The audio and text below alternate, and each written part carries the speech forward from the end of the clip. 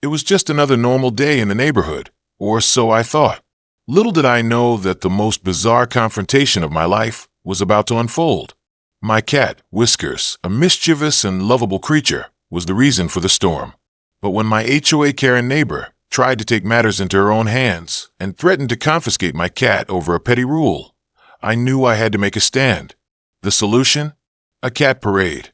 A grand spectacle of furry rebellion that would leave Karen with one question. What just happened? Let me tell you how I turned the tables on this HOA tyrant in the most unexpected and hilarious way possible. Whiskers had always been the curious type. A rescue cat. He came with a wild streak, always finding new places to explore or new mischief to get into. I didn't mind it much. He was my companion, my little ball of fur that kept me company on lonely nights. But lately, he'd been exploring a little too much outside the house. He had started hanging out in the yard, running up and down the street, and sometimes, much to my frustration, darting into my neighbor's garden. And it was that very neighbor, none other than Karen, the HOA president, who had decided that Whiskers was a threat.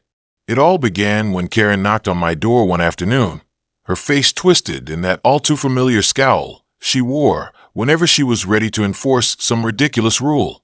I opened the door cautiously, wondering what complaint she had this time. She didn't even bother with pleasantries. "Your cat," she began, "is trespassing on my property again.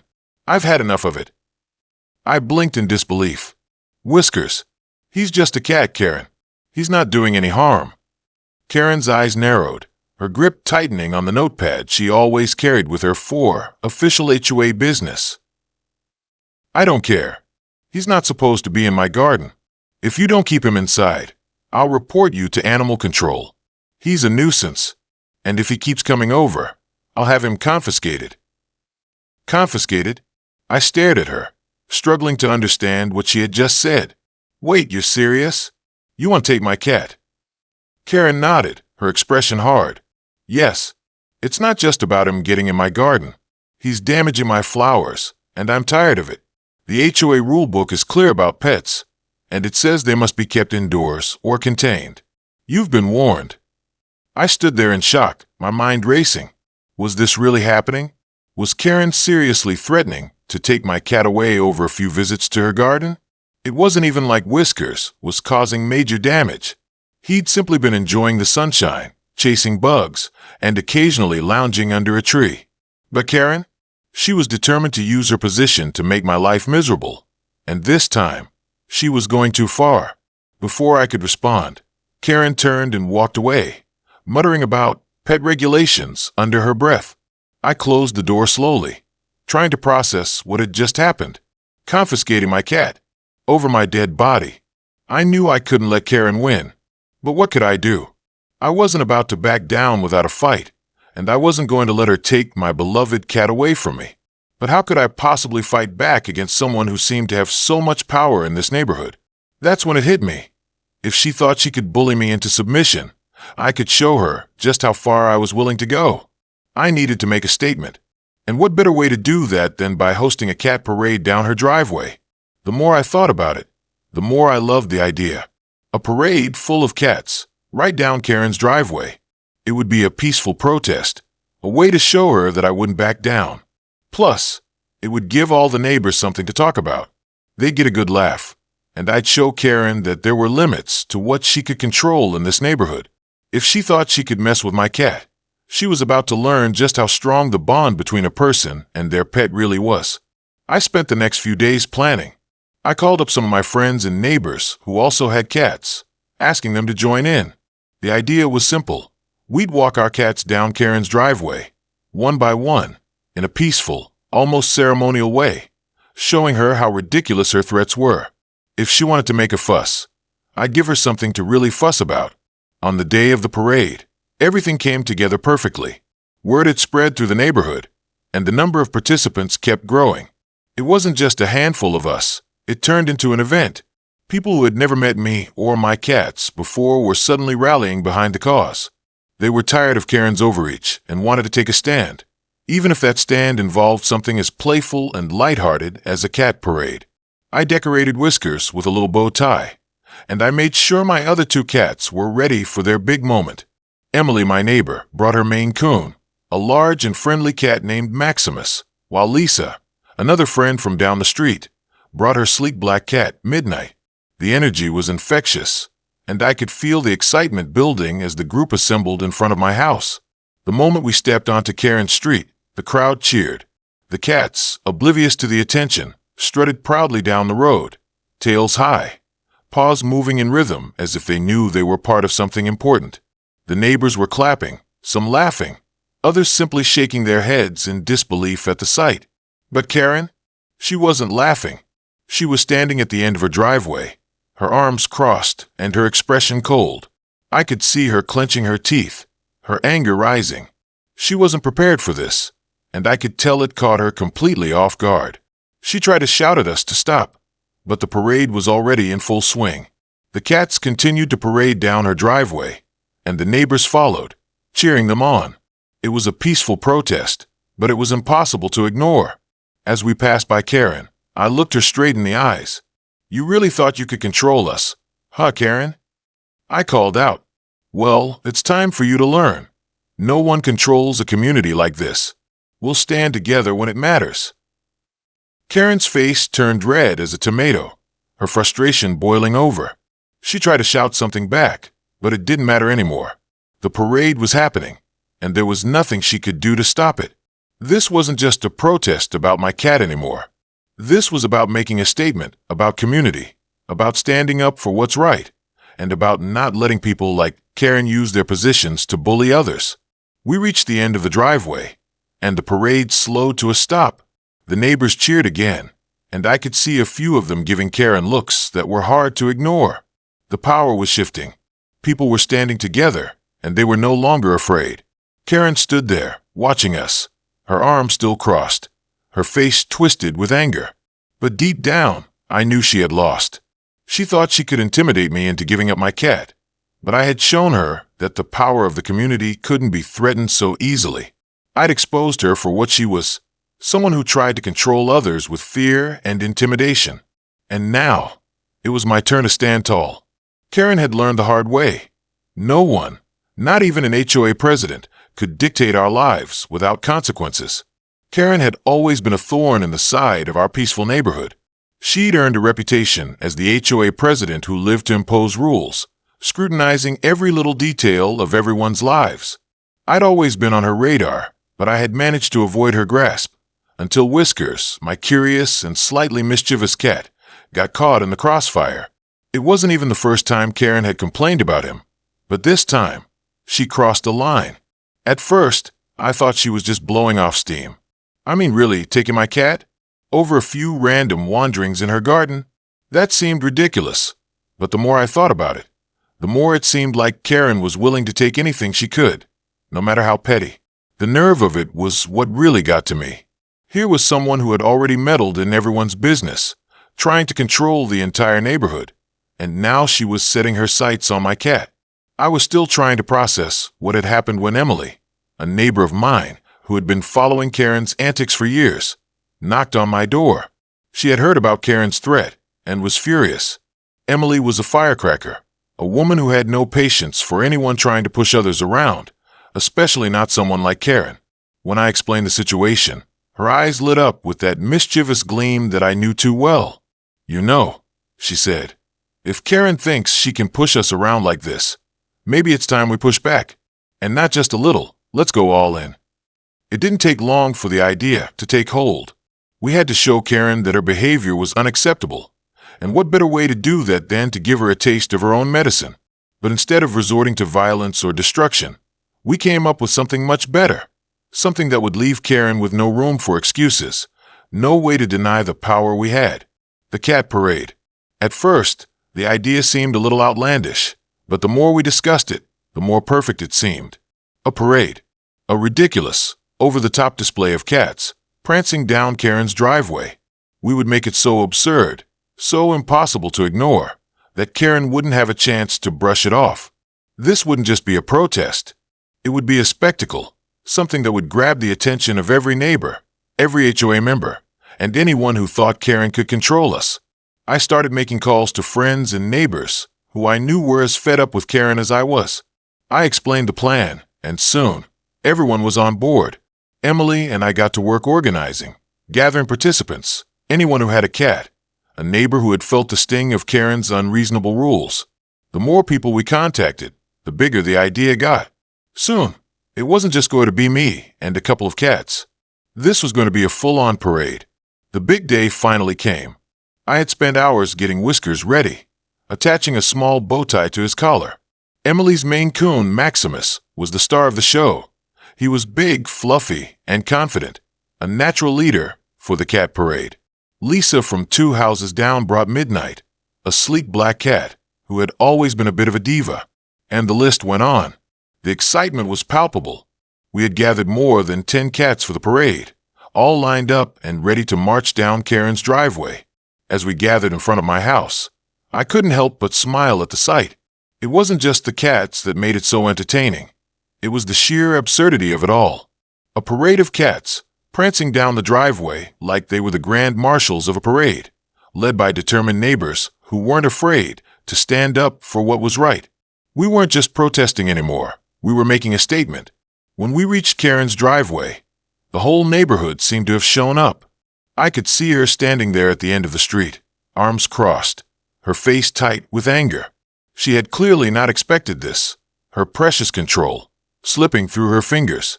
As we began to walk past her house, the cats sauntered proudly, heads held high as if they knew they were part of something important.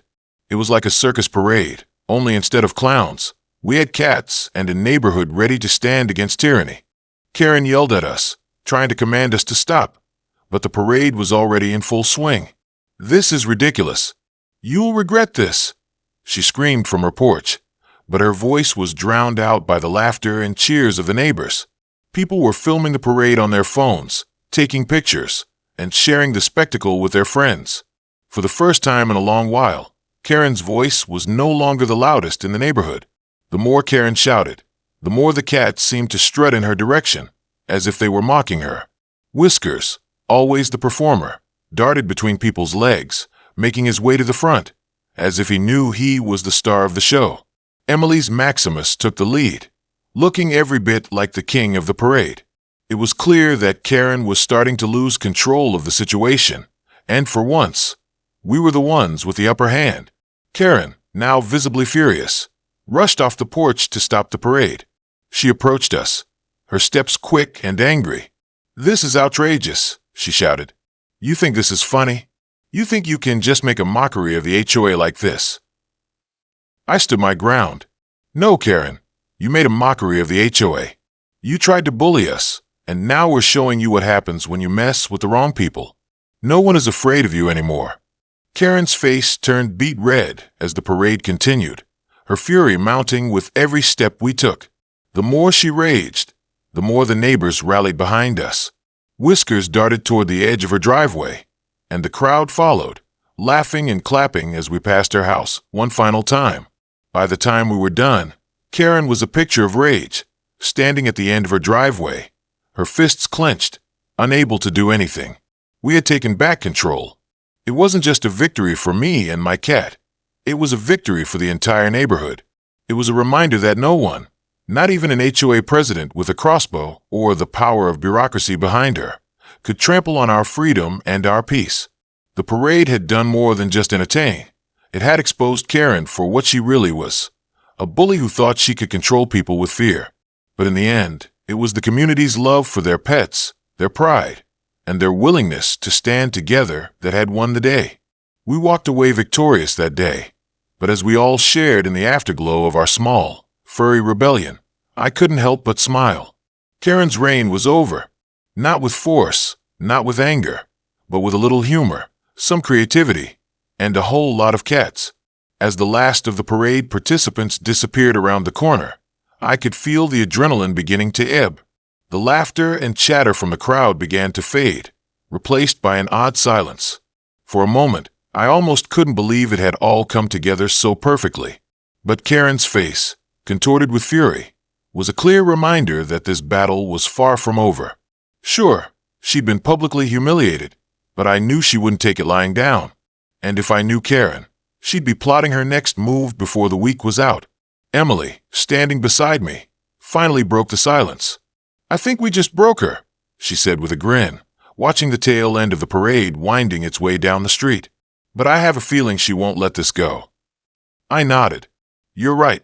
She's not the type to take a loss lightly. But this was the first real challenge she's had to face. And it's about time she realizes that she can't run the neighborhood through fear anymore." We stood there for a moment, the day's events still sinking in. Whiskers was lounging on my shoulder, purring contentedly, blissfully unaware of the chaos he'd just been part of.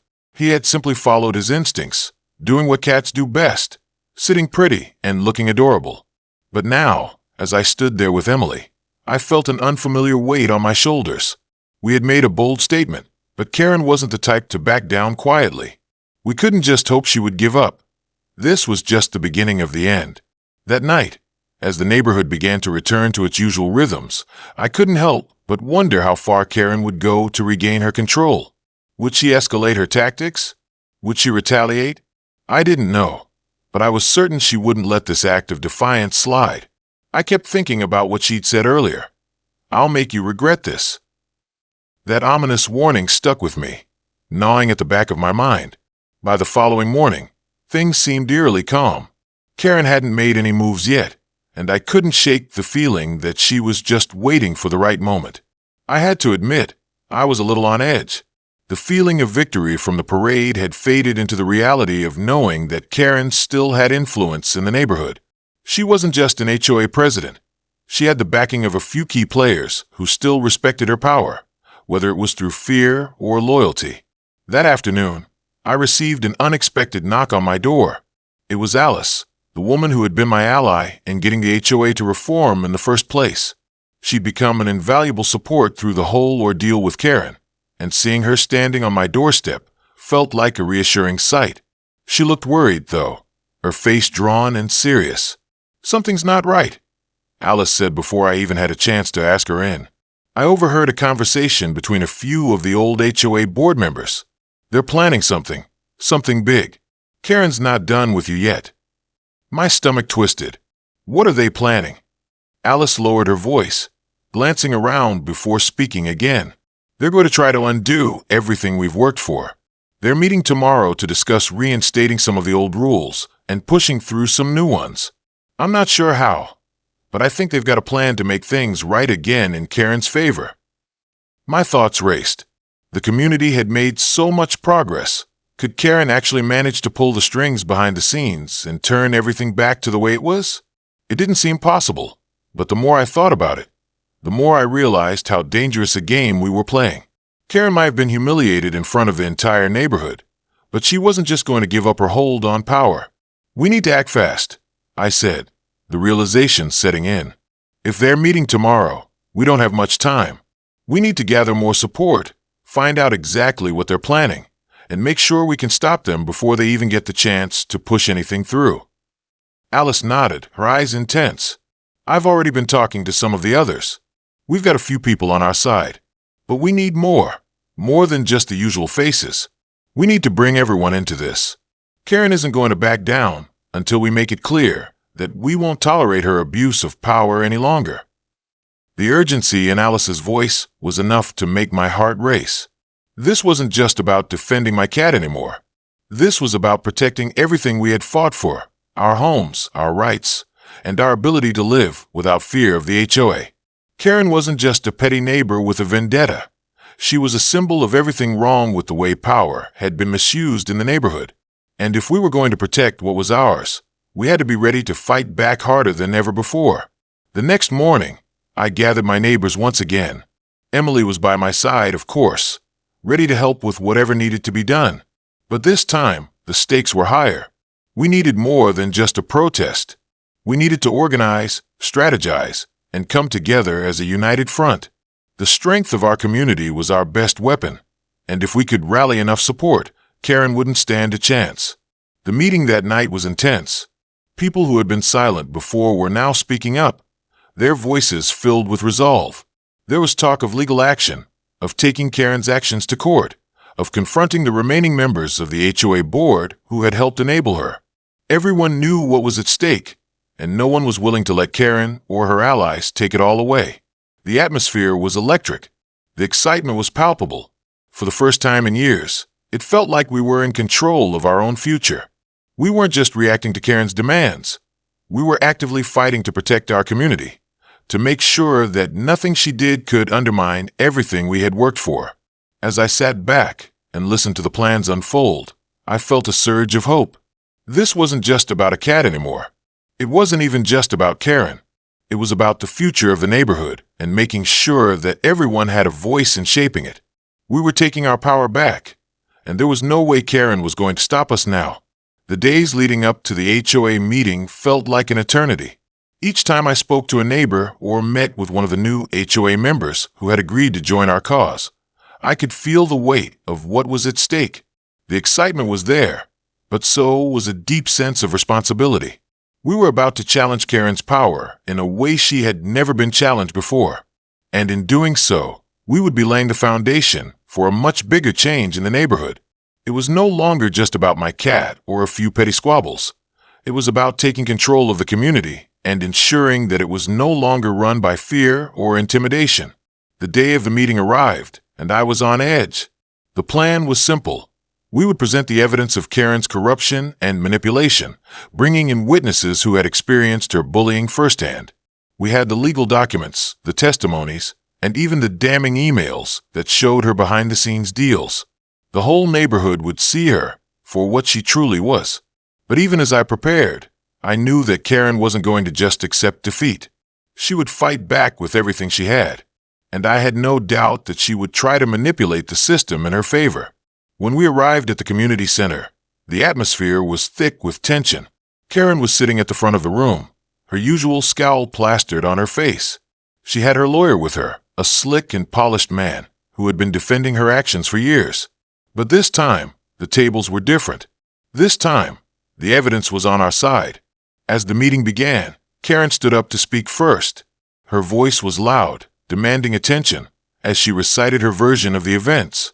She tried to paint herself as the victim, claiming that the whole neighborhood had misunderstood her actions. She blamed us for creating chaos and disrupting the peace of the community. It was the same story she'd been telling for years, but this time, no one was buying it. When it was our turn to speak, I stood up slowly, feeling the eyes of the room on me. I took a deep breath and began. The documents were laid out in front of me, each one more incriminating than the last. I started with the evidence of Karen's unethical dealings with developers, then moved on to her threats and intimidation tactics. As I spoke, I could feel the energy in the room shift. The more I presented, the more the atmosphere changed. It wasn't just about the facts anymore. It was about showing the community that Karen's actions had consequences. I looked over at Karen as I spoke. She was livid, her hands clenched tightly in front of her. She tried to interrupt me, but the chairwoman of the HOA, who had clearly had enough of Karen's antics, shut her down immediately. The moment felt surreal. For the first time, I felt like we had the upper hand. We weren't just fighting to protect a cat. We were fighting to expose the system of control Karen had created, to free our neighborhood from her manipulative grip. The turning point came when one of Karen's former allies, Margaret, stood up. Margaret had been a strong supporter of Karen's for years, but the recent revelations had opened her eyes. With a shaking voice, Margaret testified about how Karen had pressured her into signing off on shady deals and how she had watched as Karen turned the HOA into her personal fiefdom. It was a powerful moment. The room was silent as Margaret spoke, her words cutting through the tension like a knife. Karen's face turned even redder, her jaw tight, as she glared at Margaret. But Margaret's testimony was the final blow. It was clear to everyone in the room that Karen had used her position for personal gain and had manipulated everyone around her, including the very people she claimed to be protecting. As the meeting continued, Karen's defense crumbled. She tried to argue, but her words were hollow. The more she spoke, the more the crowd grew disillusioned with her. Her lawyer, who had once seemed so confident, was now silent, his eyes darting around the room as if trying to figure out how to salvage their case. But it was too late. The truth was out. By the time the meeting ended, the board had made its decision. Karen was removed from her position as HOA president, and the community voted to implement sweeping reforms to ensure that something like this could never happen again. The HOA was now in the hands of the people who cared about the neighborhood and its residents, not about personal gain. Walking out of that meeting felt like a weight had been lifted from my shoulders. It wasn't just about winning the battle. It was about reclaiming the neighborhood and putting an end to the toxic environment Karen had created. But I knew that this victory, as sweet as it was just the beginning. We had more work ahead of us, rebuilding what had been broken, restoring trust in the HOA, and ensuring that no one like Karen could ever again take control. Karen didn't go quietly. She was furious, but the fight had been taken out of her. With her position gone and her corrupt practices exposed, she had nowhere to go but down. Her supporters scattered, some apologizing for their previous loyalty, while others simply faded into the background. The neighborhood, though still divided at times, had come together in a way I had never thought possible. We had stood up for what was right, and together, we had taken back control of our homes. In the days that followed, I began to notice small but meaningful changes in the neighborhood. People started talking to each other more, working together to improve things in ways they never had before. The old tensions were slowly melting away, replaced by a sense of unity and purpose. We were stronger than we had been, and we had Karen's downfall to thank for that. But even as the dust settled, I knew we couldn't get complacent. The fight wasn't over. There were still people out there who believed Karen's lies, still people who thought she had been wronged. But we had learned an important lesson. When a community comes together, when people stand up for each other, they can take down even the most powerful forces. And as for Karen, well, she learned the hard way that you can't bully a neighborhood into submission. She learned that, no matter how powerful you think you are, there are always consequences when you play dirty. And so, as I sat on my porch one evening, watching Whiskers lazily bat at a leaf blowing in the wind, I knew that the neighborhood had changed for good. We had faced down a bully, and we had come out on top. We had taken back our homes, our community, and our peace. And that was a victory worth celebrating. Even after the dust settled from the HOA meeting, I couldn't shake the feeling that something wasn't completely over. Sure, Karen had been removed from power, and the community had spoken out against her manipulation, but I still didn't trust that she was done causing trouble. There were whispers around the neighborhood, rumors that she was quietly organizing her old allies, hoping to reclaim her position. I knew that Karen wasn't the type to accept defeat without making a last-ditch effort to retain her influence. One evening, I received an unexpected visitor, Margaret. She was the same woman who had testified against Karen during the meeting, and I'd always seen her as someone who had quietly supported the old regime. But something about the way she stood at my doorstep made me wonder if there was more to her story. "Can I talk to you?" she asked, her voice soft and hesitant. "There's something I think you need to know." I invited her inside, offering her a seat at the kitchen table. "What's going on?" I asked, sensing the tension in her posture. Margaret took a deep breath. "I've been hearing things," she began, nervously glancing around. "Karen isn't as quiet as you think. She's already making plans to come back. She's been talking to some of the old board members again, and I think she's got a strategy to get back in power." My heart sank. I had hoped that once Karen was out, we'd be able to finally move forward. But here was Margaret, telling me that she hadn't given up. "What kind of plans?" I asked, my voice low. Margaret hesitated, then leaned in closer.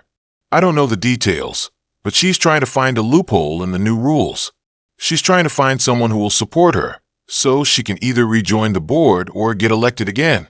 She's even been in contact with developers, trying to make deals behind closed doors." I felt a sense of urgency rise in me.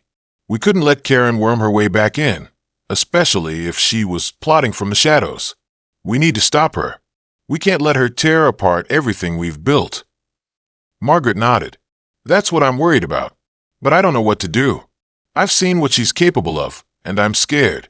What if she tries to ruin everything again?" I paused, considering Margaret's words. It was clear that Karen wasn't done, and neither were her allies. We had thought we'd gotten rid of the problem for good, but now I realized that we had to act quickly to prevent her from regaining control. The next day, Emily and I met up with some of the others who had been part of the community efforts to oust Karen. We needed to come up with a plan, an organized effort to not only keep Karen from returning to power, but to make sure her influence didn't infiltrate the HOA again. It was time to take the fight to her. But this time, we had to be smart about it. We knew that the key was staying ahead of her. If Karen was trying to play the long game, we needed to outsmart her at every turn. Emily suggested that we start by gathering information. We need to know what she's up to, who's supporting her, and most importantly, where she's trying to make her moves. The last thing we want is to get blindsided again. So, we set out on a mission to keep tabs on Karen and her loyalists. We contacted residents who had been friendly with her in the past, trying to gauge where their allegiances lay. Some people were still on the fence, unsure of which side to support, but we were able to convince many of them that Karen's brand of control was not what the community needed.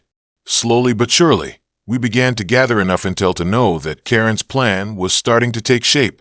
Meanwhile, the new HOA board continued to work on implementing the changes we had agreed upon, but we couldn't afford to become complacent. While we focused on strengthening the community, Karen was scheming behind the scenes. We knew she'd try to leverage any weakness, so we kept up our vigilance. Days turned into weeks, and then, one afternoon, I received a call that made my stomach drop. It was Emily. "You need to get down here now. Karen's making her move." My heart raced as I grabbed my coat and rushed out the door. What happened? I don't have all the details yet, but I think she's trying to make a backdoor deal with one of the developers again. She's been meeting with them in secret, and I'm worried she's trying to set up a deal to bypass the new rules. I cursed under my breath, my mind spinning.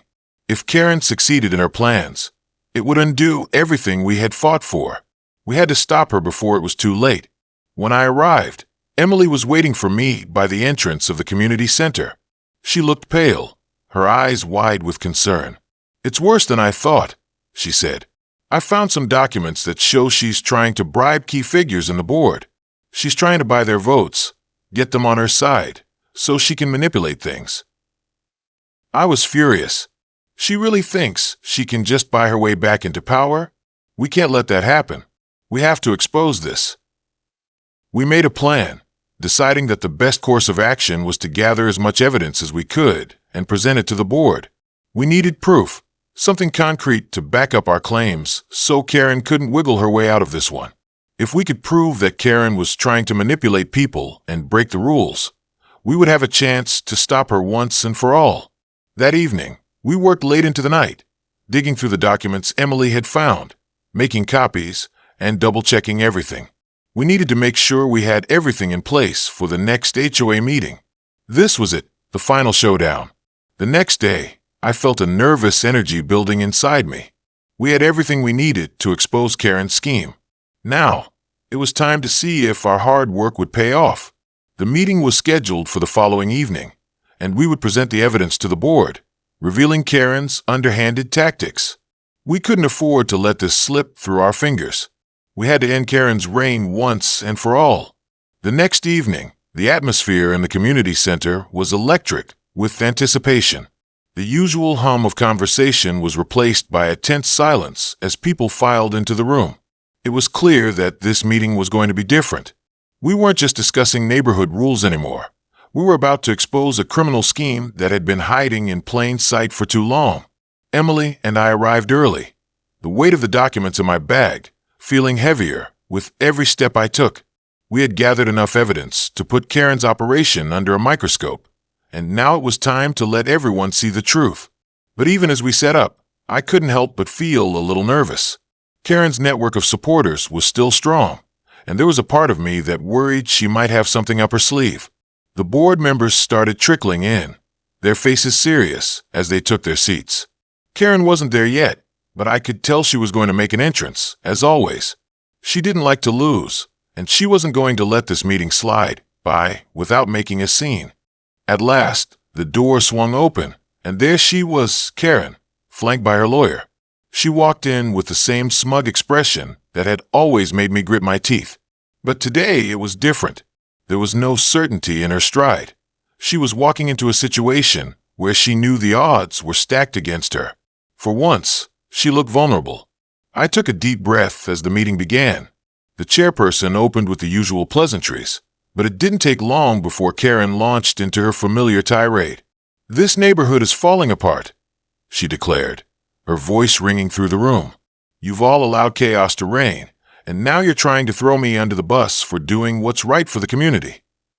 She was spinning her narrative again, attempting to paint herself as the victim. But this time, it wasn't going to work. I could feel the eyes of the room on me as I stood up to speak. It was my turn now. I moved to the front of the room, pulling out the carefully organized documents. "We've heard a lot from Karen about what's best for the neighborhood," I began, my voice steady despite the nervous energy coursing through me. "But what we haven't heard is the truth. I've gathered evidence of something much more sinister, a pattern of corruption, deception, and manipulation that Karen has been running for years." There was a collective gasp in the room as I placed the documents on the table, making sure everyone could see.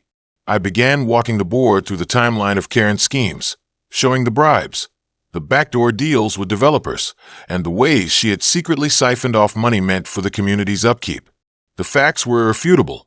Karen's smile faltered as she realized she was losing control of the narrative. I turned to the audience, making eye contact with the neighbors, who had once been too scared to speak up. Karen didn't just bend the rules. She broke them, over and over again, for her own personal gain. And we've all suffered for it. But today that ends. I could see the doubt starting to creep into Karen's supporters. The usual defenses she relied on, intimidation, manipulation, weren't working. People were seeing the truth, and it was starting to sink in. Some of the board members exchanged uncomfortable glances, and even Karen's lawyer looked uneasy. Just as I thought I might have made my point, Karen snapped. "This is a lie," she yelled, standing abruptly and slamming her hand on the table. "You have no proof. You can't just accuse me of these things and expect people to believe you." But her outburst only added fuel to the fire. Emily stepped forward, her voice calm but firm. "Actually, Karen, we do have proof. You've been caught red-handed. The community isn't going to let you get away with this anymore." The tension in the room was palpable as Karen's face turned an angry shade of red. She was losing control, and I knew she could feel it. This wasn't just a petty argument anymore. This was her empire of lies coming crumbling down. The next hour was a blur of arguments, counter-arguments, and debates. But with every passing minute, it became clearer that Karen's defense was unraveling. She couldn't deny the evidence, and every attempt to discredit us only made her look more guilty. At one point, she even tried to pull the "everyone's out to get me" card, but it didn't work.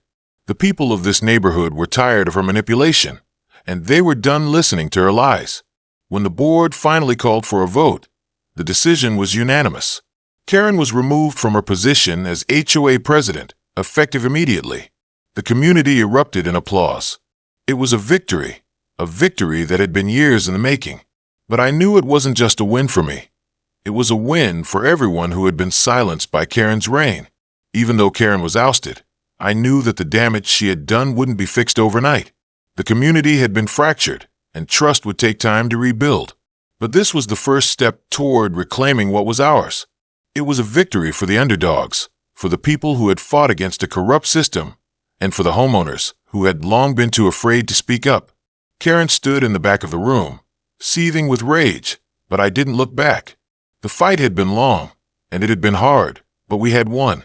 As I left the meeting that night, the weight on my shoulders seemed lighter, and the neighborhood felt just a little bit safer. We had fought for our homes, for our community, and for each other, and we had won. As the days passed, I couldn't shake the feeling of both relief and anticipation. While Karen had been removed from her position as HOA president, I knew she wasn't one to just disappear quietly. The energy in the neighborhood had shifted, but the scars of her reign would take time to heal. However, it was clear that the community was stronger now. People who had once been afraid to speak up were beginning to share their stories, their frustrations, and their hopes for the future. There was a sense of unity that hadn't existed before, and it felt like we were on the verge of something great. But even with that progress, I knew that Karen's story wasn't over.